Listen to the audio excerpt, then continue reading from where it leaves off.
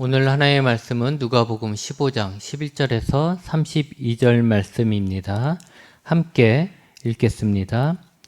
또 이르시되 어떤 사람에게 두 아들이 있는데 그 둘째가 아버지에게 말하되 아버지여 재산 중에서 내게 돌아올 분깃을 내게 주소서 하는지라. 아버지가 그 살림을 각각 나눠 주었더니 그 며칠이 안 되어 둘째 아들이 재물을 다 모아 가지고 먼 나라에 가 거기서 허랑방탕하여 그 재산을 낭비하더니 다 없앤 후 그 나라에 크게 흉년이 들어 그가 비로소 궁핍한지라. 가서 그 나라 백성 중 한 사람에게 붙여 사니 그가 그를 들로 보내어 돼지를 치게 하였는데 그가 돼지 먹는 지업 열매로 배를 채우고자 하되 주는 자가 없는지라. 이에 스스로 돌이켜 이르되 내 아버지에게는 양식이 풍족한 품꾼이 얼마나 많은가. 나는 여기서 주려 죽는구나. 내가 일어나 아버지께 가서 이르기를 아버지 내가 하늘과 아버지께 죄를 지었사오니 지금부터는 아버지의 아들이라 일컬음을 감당하지 못하겠나이다. 나를 품꾼의 하나로 보소서 하리라 하고 이에 일어나서 아버지께로 돌아가니라. 아직도 거리가 먼데 아버지가 그를 보고 치근히 여겨 달려가 목을 안고 입을 맞추니 아들이 이르되 아버지 내가 하늘과 아버지께 죄를 지었사오니 지금부터는 아버지의 아들이라 일컬음을 감당하지 못하겠나이다 하나 아버지는 종들에게 이르되 제일 좋은 옷을 내어다가 입히고 손에 가락지를 끼우고 발에 신을 신기라. 그리고 살찐 송아지를 끌어다가 잡으라. 우리가 먹고 즐기자. 이 내 아들은 죽었다가 다시 살아났으며 내가 잃었다가 다시 얻었노라 하니 그들이 즐거워하더라. 마다들은 밭에 있다가 돌아와 집에 가까이 왔을 때 풍악과 춤추는 소리를 듣고 한 종을 불러 이 무슨 일인가 물은데 대답하되 당신의 동생이 돌아왔음에 당신의 아버지가 건강한 그를 다시 맞아들이게 됨으로 인하여 살찐 송아지를 잡았나이다 하니 그가 노하여 들어가고자 하지 아니하거늘 아버지가 나와서 권한대 아버지께 대답하여 이르되 내가 여러 해 아버지를 섬겨 명을 어김이 없거늘 내게는 염소 새끼라도 주어 나와 내 벗으로 즐기게 하신 일이 없더니 아버지의 살림을 창녀들과 함께 삼켜버린 이 아들이 돌아오매 이를 위하여 살찐 송아지를 잡으셨나이다. 아버지가 이르되 예 너는 항상 나와 함께 있으니 내 것이 다 내 것이로되 이 내 동생은 죽었다가 살아났으며 내가 잃었다가 얻었기로 우리가 즐거워하고 기뻐하는 것이 마땅하다 하니라. 아멘. 코로나로 인해서 교인들끼리 식사를 못한 지 오래되었습니다. 우리가 함께 식사를 못하니까 그만큼 서로 교제할 수 있는 시간이 없고 그로 인해서 우리가 주님 안에서 한 공동체라는 그 인식이 그 공동체의 사랑을 나누기가 힘들게 되었습니다. 어떤 분들은 교회에서 예배만 드리면 되지 식사까지 같이 할 필요가 있느냐라고 말씀을 하실 수도 있는데 초대교회에서는 식사와 예배가 함께 진행되었습니다. 그만큼 식사는 단지 음식을 같이 먹는다, 내 줄인 배를 채운다라는 의미가 아니라 우리가 주 안에서 한 형제자매이며 한 가족이라는 것을 경험하는 귀한 시간인 것입니다. 예수님 시대에도 마찬가지입니다. 유대인들은 식사를 같이 하는 것에 대해서 매우 중요한 의미를 뒀습니다. 그래서 가족이 아니라면 식사에 함께하는 사람들에 대해서 매우 까다로웠습니다. 마치 코로나에 걸릴까봐 코로나에 걸린 사람들하고 식사를 같이 하지 않으려고 하는 것처럼 그들은 그들보다 부정한 사람들, 죄인들하고 같이 식사를 하려고 하지 않았습니다. 그것이 자신을 지키는 방법이었고 그것이 하나님의 율법을 잘 따르는 방법이라고 생각했습니다. 그래서 바리새인들은 자신들이 인정할 수 있는 바리새인들하고만 같이 식사를 했고 또 그들보다 더 심각한 에세네파, 하나님 앞에 더 헌신했던 그 에세네파들은 바리새인도 안 된다. 에세네파는 에세네파끼리 밥을 먹어야 된다. 이렇게 스스로가 규정을 준 거예요.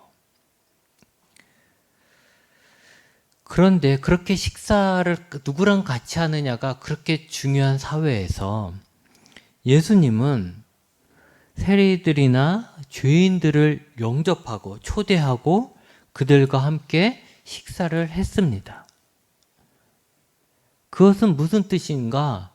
세리나 죄인들을 예수님이 용서해 주시고 그들의 친구가 되고 그들과 한 가족이 된다라는 것을 선포하는 것과 같은 거예요. 여러분, 죄인이 왜 죄인이겠습니까? 죄를 지었으니 죄인이죠. 세리가 얼마나 나쁜 짓을 많이 했습니까? 그 당시에 로마의 앞잡이가 되어서 걷어야 될 세금보다 더 많이 걷어서 착복해서 자기 배를 채운 게 세리 아닙니까? 그러니 유대인의 어린 아이들도 세리만 보면 욕을 했던 거잖아요. 그렇게 몹쓸 짓을 한 죄인들이라는 거죠. 그런 죄인들을 볼 때 일반적인 시선은 어떨까요? 죄인들을 멸시하고 비난하고 더럽게 여기고 혐오하고 심지어는 죽이려고 합니다. 우리 안에 있는 착한 마음, 우리 안에 있는 준법 정신이 법을 어긴 사람들을 가만두려 하지 않아요. 그런 마음이 한 사람이 아니라 한 가족, 한 공동체에 공통적으로 생겨나면 죄인에 대한 증오의 마음이 막 커지게 되죠. 그래서 현대에도 어느 나라에는 죄인들을 마을에서 때리거나 죽이는 일이 발생하고 있습니다. 마을 전체가 죄인을 정죄하는 거죠. 그만큼 죄인은 멸시의 대상일 수밖에 없는 거죠. 하나님께 열심이었던 바리새인들은 죄인과 자신들이 어울린다는 일은 절대로 없어야 할 것이라고 생각을 했습니다. 나는 하나님 앞에 떳떳하게 드려지는 자인데 저런 죄인하고 내가 함께 어울려서 내가 죄인이 되어서는 안 된다는 거죠. 저들은 하나님 앞에 심판받을 자, 버림받은 자, 이렇게 배척을 했던 것이 그들의 마음인 거예요. 그러기에 예수님이 죄인들을 용서하고 받아주고 그들과 함께 막 신나게 이야기하고 같이 막 음식을 나누고 이거 예수님이 먹던 음식 그들도 같이 먹고 그들이 먹던 음식 예수님도 먹고 막 이렇게 하는 것을 도저히 이해할 수도 인정할 수도 없는 것입니다. 아마도 바리새인들은 이렇게 생각했을 거예요. 예수님이 행하는 기적들과 가르침으로 인해서 예수님이 하나님이 보낸 선지자인 줄 알았는데 예수님이 저런 죄인들과 함께 먹고 마시는 걸 보니 절대로 하나님이 보낸 자가 아니다. 하나님이 보낸 자라면 거룩한 자인데 그런 자가 하나님께 죄를 지어 심판받아야 될 저런 자들과 함께 어울린다는 것은 말도 안 된다라는 거죠. 그들의 눈에는 죄인들과 함께 어울리는 예수님 또한 죄인처럼 보였을 것입니다. 예수님은 이제 그들의 생각을 아시는 거예요. 이 바리새인들의 생각을 아시고 예수님은 여러 비유로 말씀을 하셨는데 그 중에 오늘 우리가 너무 잘 아는 이야기가 있습니다. 한 아버지에게 두 아들이 있었습니다. 그런데 어느 날 둘째가 아버지에게 유산을 미리 달라고 했습니다. 여러분, 아들이 여러분에게 유산을 미리 달라고 하면 여러분은 어떻게 하시겠습니까?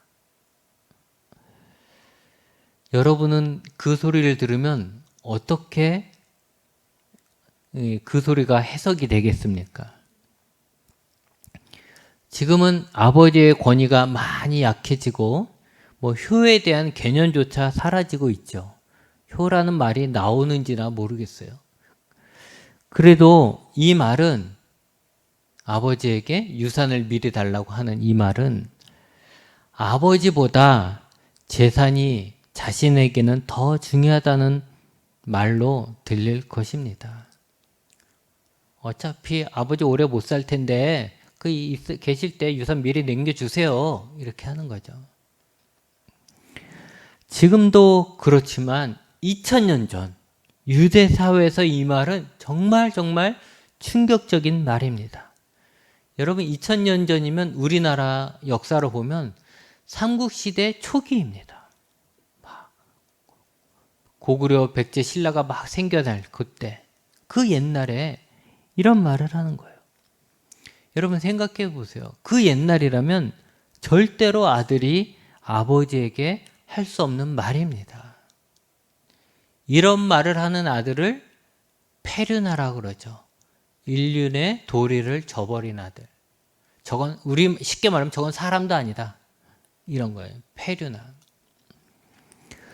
왜 그러냐? 유산이라는 것이 아버지가 죽었을 때 주어지는 것이기에 아버지에게 빨리 죽으라고 하는 것과 같은 거예요.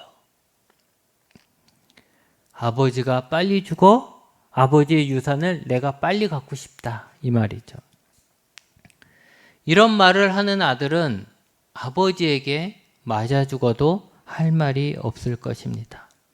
아마 동네 어른들이 이 말을 들었다면 아버지 대신 죽이려고 했을 것입니다.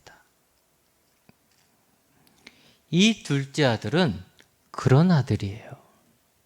아버지에게 큰 죄를 지은 아들이죠. 이 아들은 아버지에게 재산을 받아서 아버지를 떠났습니다. 드라마 같은 곳에서 보면 여러분 상상을 할 수 있잖아요. 아버지에게 유산 빨리 주세요! 막 이렇게 해가지고 억지로 유산을 받는다면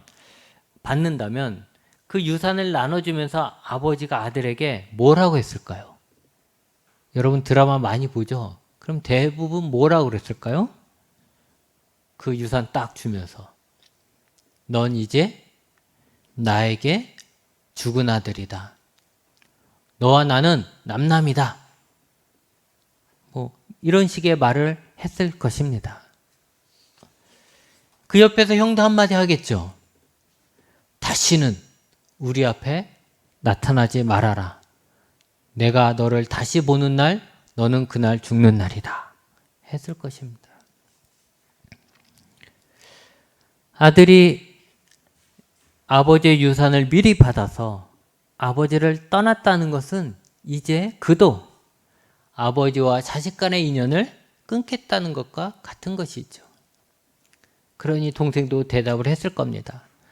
절대로 돌아오는 일은 없을 거야. 그렇게 아주 큰 소리치고 집을 나가버린 거죠. 그렇게 아버지와 두 아들이 함께 살던 집에서 막내 아들, 둘째 아들이 집을 나감으로 인해서 그 상처를 가지고 아버지와 형이 함께 살아갑니다. 한편 집 나가서 아버지가 주신 재산으로 잘 살 것 같은 그렇게 살겠다고 큰 소리 쳤던 둘째 아들은 금방 재산을 다 탕진해 버려서 거지가 되었습니다. 거지가 되고 나니 생각나는 것은 아버지의 집이죠. 나올 때는 절대로 돌아갈 일이 없다고 생각했는데 이제는 자신이 살기 위해선 아버지에게로 돌아가는 방법밖에는 없었습니다.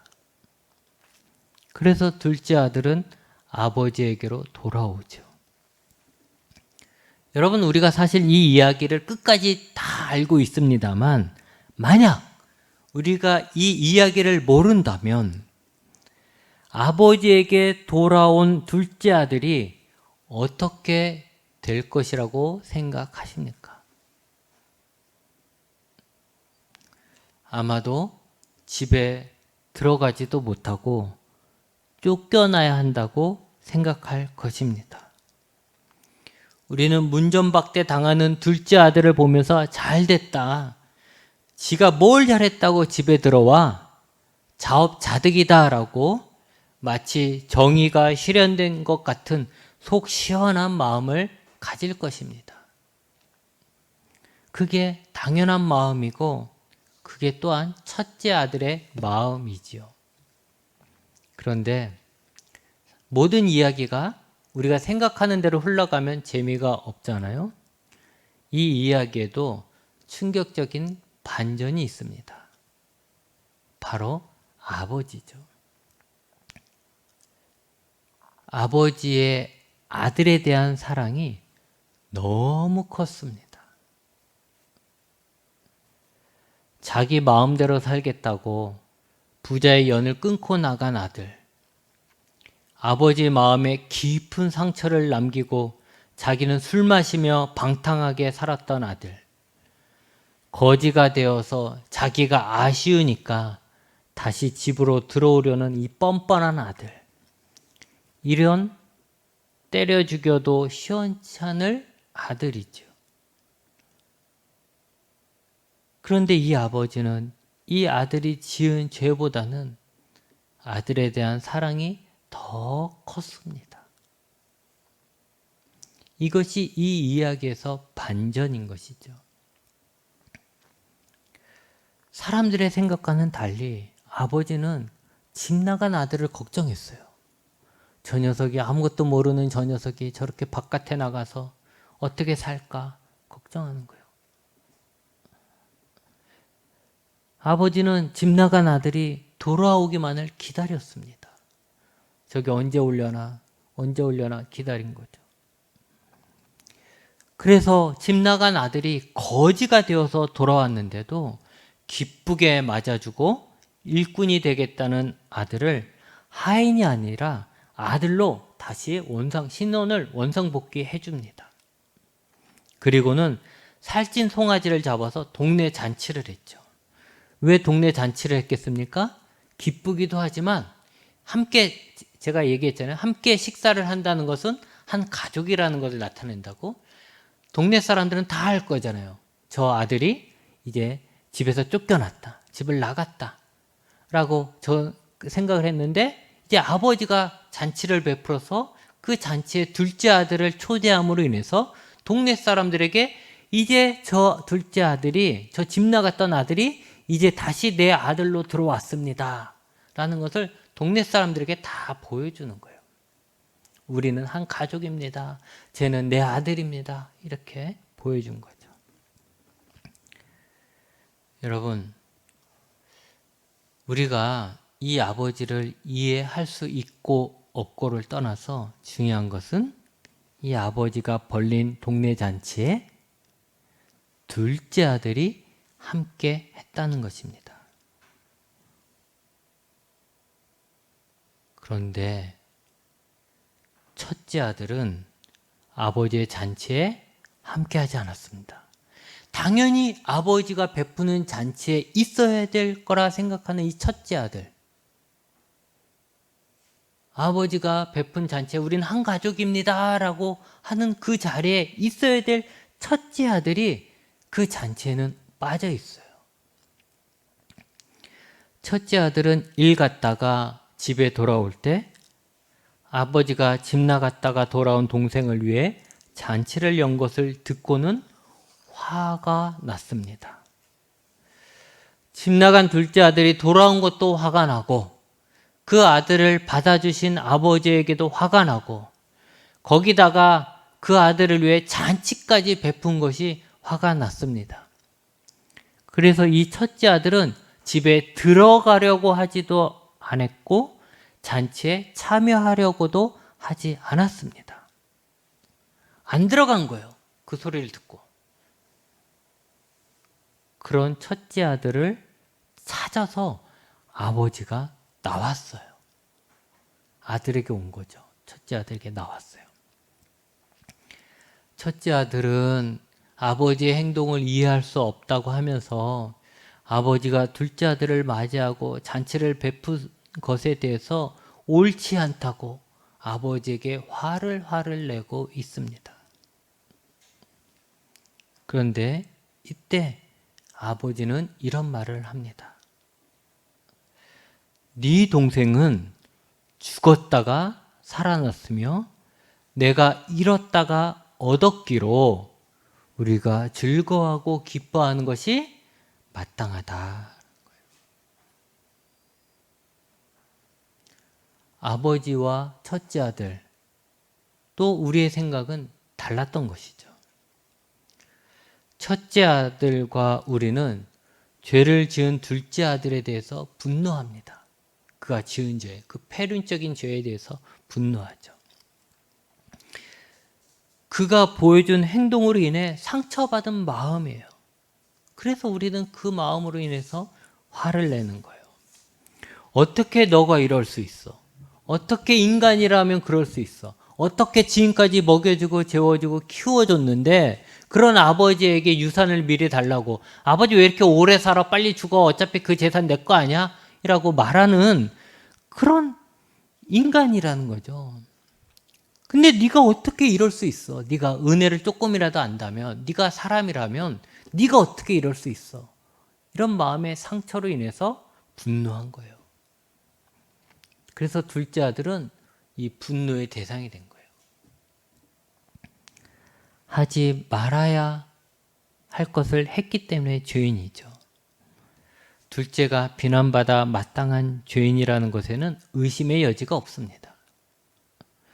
그 죄인이 자기 스스로 집을 나간다고 했을 때는 절대로 들어오지 말라고 했을 것입니다. 더 이상 너 같은 것은 보기 싫다는 마음이죠. 추방입니다. 추방. 하지만 우리 마음은 그런데 아버지는 그런 아들이지만 그 아들을 죽은 아들로, 또 잃어버린 아들이라 생각했습니다. 이것은 없는 것으로 치겠다 이런 뜻이 아니에요. 여러분 생각해 보세요. 아들이 죽었을 때 아들을 잃어버린 그 부모의 마음이 얼마나 아프겠습니까?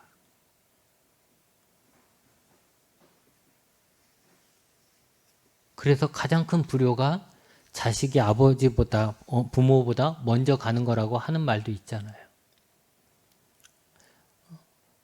아들이 죽었을 때 그 아버지의 마음이 얼마나 아프겠냐고요. 또 자식을 잃어버리면 어떻게 됩니까? 자식을 잃어버리면 죽기까지 자식을 찾는 것이 부모의 마음입니다. 가끔 무슨 고지서, 정규요금 고지서 같은데 뒷면에 보면 실종 아이들 나오잖아요. 근데 그 아이들이 잃어버린 지 1, 2년 된 아이들이 아니에요. 오래전에 잃어버린 아이들을 계속해서 찾고 있는 거죠. 집 나간 아들로 인해서 큰 아픔을 가졌기 때문에 그 아들이 돌아올 때는 마치 죽은 줄 알았던 아들이 살아 돌아오고 잃어버린 아들을 다시 찾는 그 기쁨이 그만큼 큰 것이었습니다.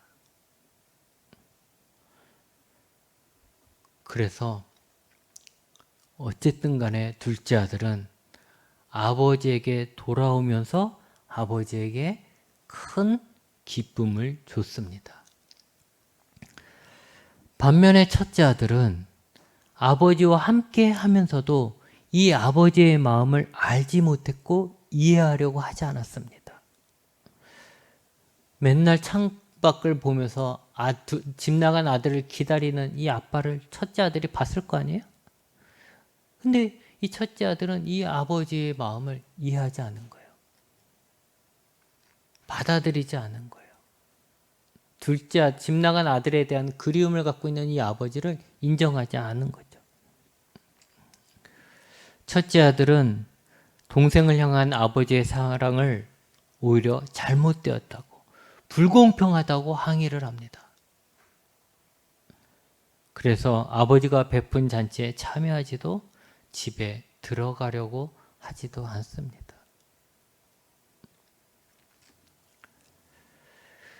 폐륜을 저지르고 집을 나갔다가 돌아온 둘째 아들은 아버지가 베푼 잔치에 한 자리를 맡았는데, 그 자리에 있었는데 아버지를 잘 섬겼다고 생각한 첫째 아들은 아버지가 베푼 이 잔치에 참여하지 않았습니다. 이것이 예수님이 하려는 말씀이었던 거죠. 어릴 적 친구를 전도하려고 했을 때 그 친구가 했던 말이 지금도 기억납니다.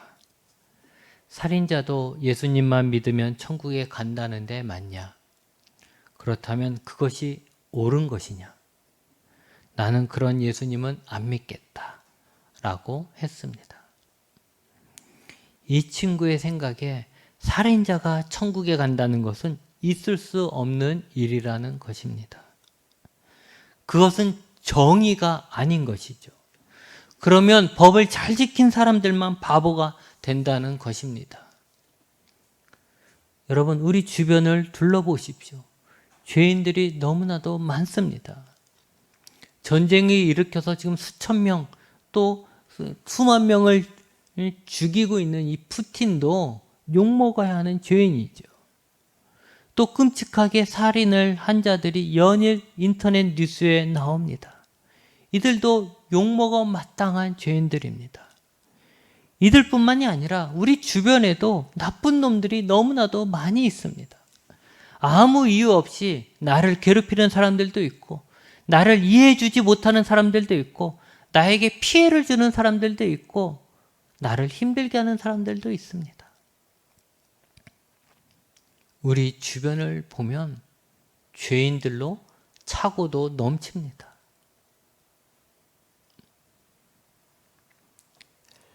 정의로우면 정의로울수록 죄는 참을 수 없을 만큼 역겨운 것입니다. 그래서 분노가 생기는 거죠.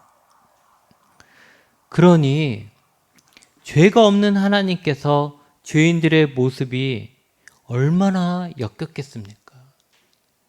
그들을 향한 하나님의 분노는 얼마나 강하겠습니까? 그래서 노아의 홍수가 일어난 것 아닙니까? 그 역겨운 죄를 물로 다 씻어버렸던 것이죠. 그런데 하나님은 그 후에 사람이 어릴 적부터 악하다는 것을 인정하셨습니다. 사람에 대한 기대치를 낮춘 거예요. 하나님의 기대치에서 어떻게 이런 짓을 할 수 있어? 어떻게 악을 행할 수 있어? 왜 이렇게 더러운 짓을 해? 해서 분노했던 하나님은 싹 물로 심판했잖아요. 근데 그 후에 사람들이 원래 어릴 적부터 악하지. 되게 악한 것들이지. 라고 하나님이 그 기대치를 낮춘 거예요. 그리고 사람들의 악함을 인정하시고 그들을 위해 하나님이 무엇을 할 수 있을까를 찾으신 거죠. 이것이 사랑입니다. 하나님이 죄인을 사랑하신다고 해서 그것을 악하다고 말할 수 있겠습니까? 하나님, 어떻게 죄인을 사랑할 수 있습니까? 그런 하나님은 악한 하나님입니다. 이렇게 할 수 있냐는 거죠. 살인자가 우리에겐 혐오스럽고 죽어야 할 죄인이지만 하나님에게는 찾아야 할 잃어버린 자식이고 살려야 할 죽은 자식인 것입니다. 그렇다고 해서 하나님이 죄를 다 나몰라라 없는 것으로 만드신 것은 아니죠. 하나님은 심판하시는 분입니다. 거룩하신 하나님은 죄에 대한 분노 또한 매우 매우 큽니다. 그래서 하나님의 심판은 우리가 생각하는 것보다 훨씬 더 무서운 거예요. 우리가 생각할 때 살인자는 사형을 내리거나 감옥에 가두면 된다고 생각을 해요. 그러나 하나님은 그를 죽일 뿐만 아니라 그의 영혼조차도 지옥에 집어넣는 분이에요. 그만큼 죄에 대한 분노는 우리보다 하나님 더 크다는 거예요. 하지만 하나님은 죄인들이 심판받는 것을 원하지 않습니다. 그래서 하나님은 이스라엘에게 계속해서 무서운 심판을 이야기하면서도 뭐라고 해요? 돌아오라, 돌아오라, 돌아오라 그래요. 심판을 하고 난 다음에는 그들에게 다시는 떠나지 말아라. 내가 너에게 잘해주겠다, 잘해주겠다 이렇게 이야기를 합니다. 예수님은 돌아오면 용서해주겠다고 이야기를 하는 거예요. 죄를 지은 죄인들이 돌아오기를 바라는 하나님의 마음을 가장 잘 아시는 분이 예수님이었죠. 그래서 그 예수님은 아버지를 기쁘게 해드리기 위해 자신의 몸을 들여서 죄인들이 하나님께로 돌아올 수 있는 길을 만드신 것입니다. 그래서 예수님의 십자가는 우리를 사랑하시는 증표이면서 또 사랑하는 아버지께 드리는 아들의 선물입니다. 여러분, 살인자가 용서함 받고 천국 가는 것이 화가 나서 천국에 안 가시겠습니까? 오늘의 말씀의 시작으로 돌아가 보면 바리새인들은 죄인들하고 식사를 하는 예수님을 비난했습니다. 그들은 하나님의 율법을 지키지 않는다고 예수님을 비난했고 죄인들하고 식사하는 것을 하나님 앞에 큰 죄를 짓는 것으로 여겼습니다. 물론 그 식사에 함께 하지도 않았죠. 하지만 진짜 죄인은 바로 바리새인들입니다. 왜냐하면 그들은 하나님의 마음을 모르기 때문입니다. 아버지의 마음을 모르는 바리새인의 열심은 오히려 하나님 아버지에게 큰 아픔을 드린 거예요. 하나님이 진짜 사랑하는 아들, 그 아들은 죄인들도 사랑하시는 아버지의 마음을 잘 아셔서 죄인 한 명이라도 더 하나님께로 돌아올 수 있도록 자신을 화목제물로 드린 예수님, 그분이죠. 그 예수님이 하나님 아버지가 기뻐하는 아들인 것입니다. 여러분, 하나님 아버지의 사랑은 우리가 생각하는 것보다 훨씬 더 큽니다. 그래서 우리에겐 그 사랑이 충격적인 사랑인 거예요. 우리가 그 큰 하나님의 사랑을 알지 못하면 우리는 하나님을 믿는다, 하나님에게 열심히 한다 하면서도 우리는 바리새인처럼 또 오늘 말씀의 큰 아들처럼 아버지가 베푸는 잔치에 참여하지 못할 것입니다. 우리는 아버지의 큰 사랑을 이해할 수는 없어도 받아들여야 합니다. 그래서 어떤 죄인이라고 하더라도 저주받아야 할 나쁜 놈이라 할 것이 아니라 그들도 살려야 하고 찾아야 할 하나님의 아들이라고 생각해야 하고, 그들이 돌아올 때 기뻐하실 하나님을 생각하며 그들이 회개하고 돌아오기를 위해 노력하고, 그들이 돌아왔을 때 함께 기뻐하는 자가 되어야 합니다. 물론 그들이 돌아왔을 때 베푸실 하나님의 잔치에 우리도 함께 해서 같이 즐거워해야겠지요. 바라기는 아버지의 마음을 잘 알고 아버지를 위해 죄인들에게 다가가신 예수님처럼 우리가 죄인들을 향한 하나님 아버지의 큰 사랑과 그들이 돌아오기를 간절히 바라시는 그 마음을 알고 우리도 하나님 아버지의 뜻에 따라 죄인을 정죄하기보다는, 배척하기보다는 그들을 향한 연민을 가지고 그들이 하나님께 돌아오기를 위해 기도하고 노력하여 죄인이 돌아왔을 때 기뻐하시는 아버지의 기쁨에 함께 참여하는 자들이 되시기 바라고, 우리 교회에 이런 기쁨이 넘쳐나길 바랍니다. 기도하시겠습니다.